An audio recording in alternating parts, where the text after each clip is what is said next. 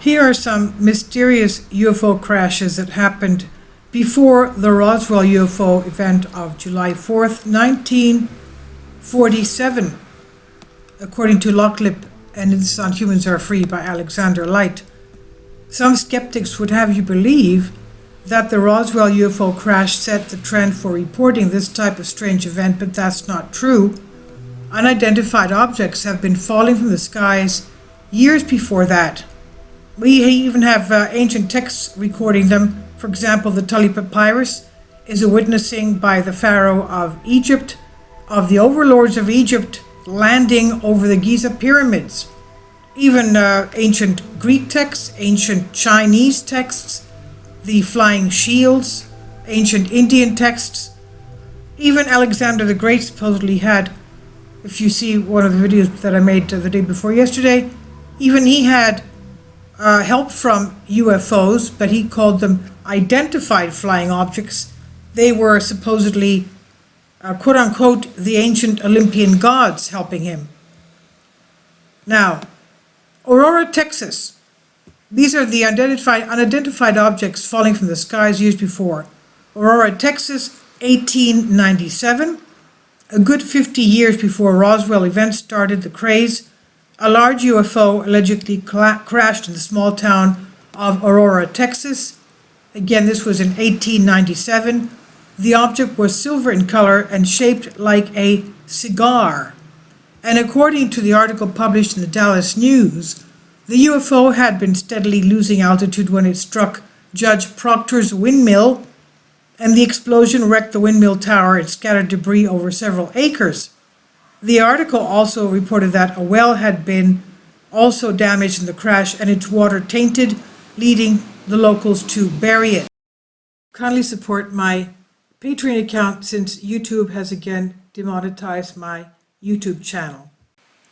The daily posts are 5 videos daily, and they are totally different from what I have on my YouTube channel. Thank you so much for your support and that you find all my content so interesting. You'll find the Patreon account details in the description box below. And this is some of the article, as we can see there. That's the well, that's the windmill. So they had to bury it. The article read, "The pilot of the ship is supposed to have been the only on board, and while his remains were badly disfigured, enough of the original has been picked up to show that he was not an inhabitant of this world." So they retrieved his body, and they found, even though he was badly disfigured, that he was not of this world.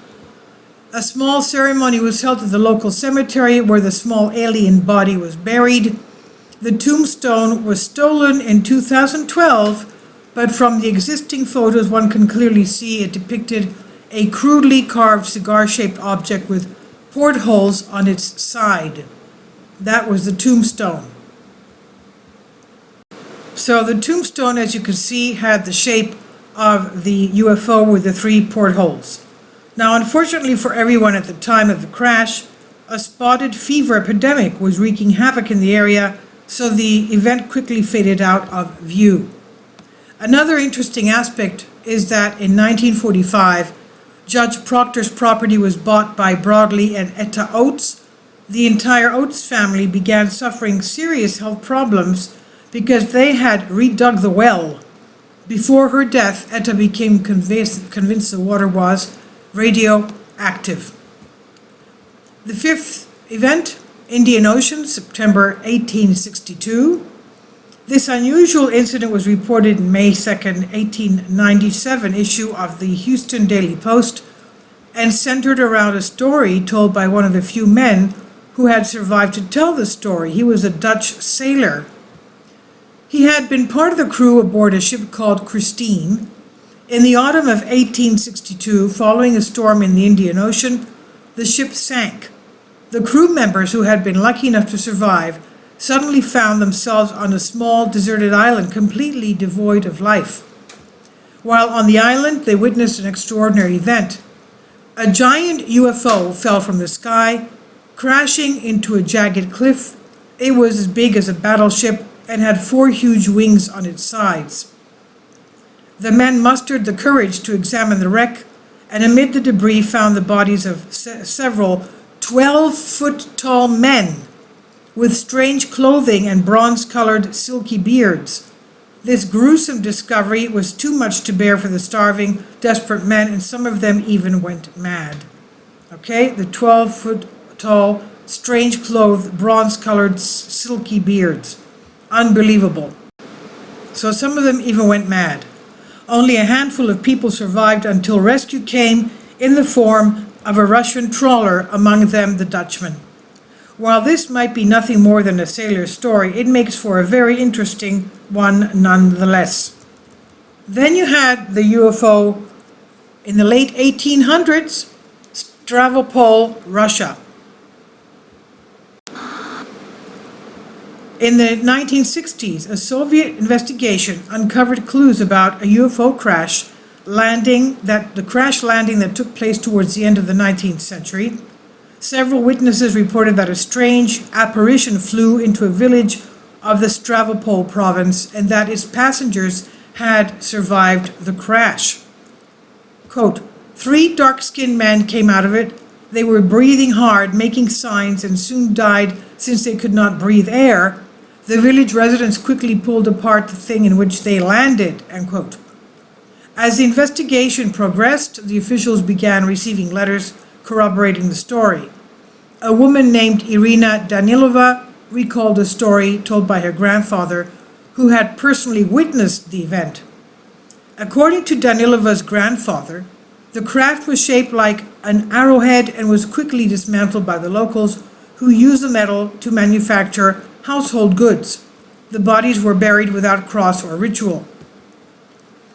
And number 3, in 1941, the report comes from noted UFO researcher Leo Stringfield's book, UFO Crashes Retrievals, Search for Truth in the Hall of Mirrors.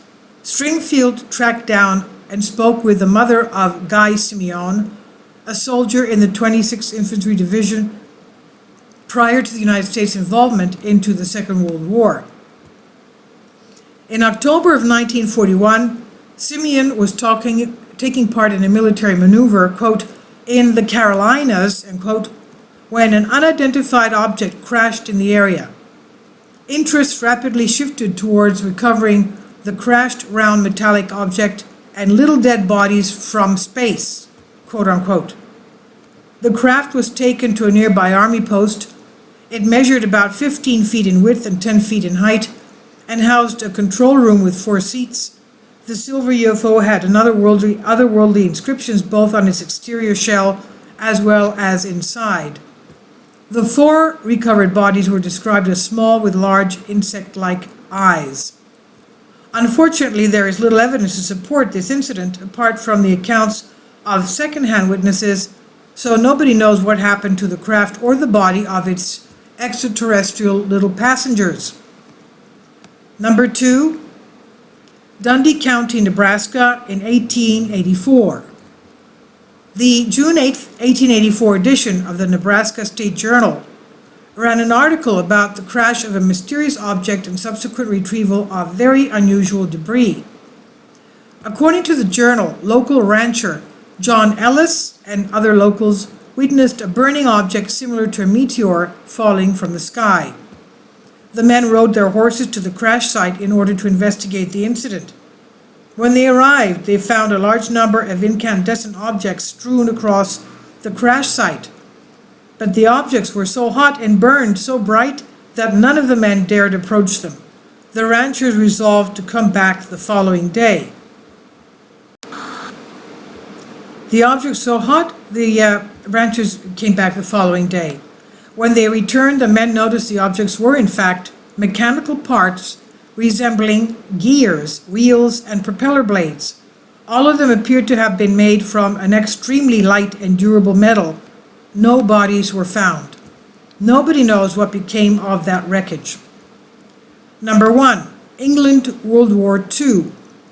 Former intelligence officer and flying saucer review editor Gordon Cretan launched an investigation into the crash of a UFO on British soil at the height of the Second World War. The craft wreckage was reportedly retrieved and studied by British authorities. He learned about the incident from a 1955 article published in the Los Angeles Examiner by journalist Dorothy Kilgallen. Here's the excerpt. "I can report today on a story which is positively spooky, not to mention chilling. British scientists and airmen, after examining the wreckage of one mysterious flying ship, are convinced these strange aerial objects are not optical illusions or Soviet inventions, but are flying saucers which originate on another planet.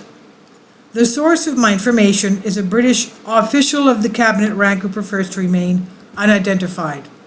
We believe, on the basis of our inquiry thus far, that the saucers were staffed by small men, probably under 4 feet tall. It's frightening, but there's no denying the flying saucers come from another planet." This official quoted scientists as saying a flying ship of this type could not have possibly been constructed on Earth. The British government, I learned, is withholding an official report on the flying saucer examination at this time, possibly because it does not wish to frighten the public, end quote. After the article was published, Cretan attempted to contact Dorothy Kilgallen and asked for more information. She died shortly after, leading the researcher to believe that she had been effectively silenced, quote unquote, but as it turns out, Kilgallen was not the only source of information regarding this incident. Brazilian UFO researcher Olavo T. Fontes also claimed to found out about this retrieval from sources inside Brazil's naval intelligence, but had only sparse details. Another interesting detail was revealed in 1988 by former CIA pilot John Lear. His sources revealed that the UFO had been strapped to a Boeing B-17 and transported to the United States. It seems the British government managed to keep a tight lid on this enigmatic crash because nothing else is known about it. And if you want to learn more about alien flying saucers, you can visit the link or read books available on Amazon. And this is on Humans Are Free by Locklip, Alexander Light. Please leave your comments and thank you for your support.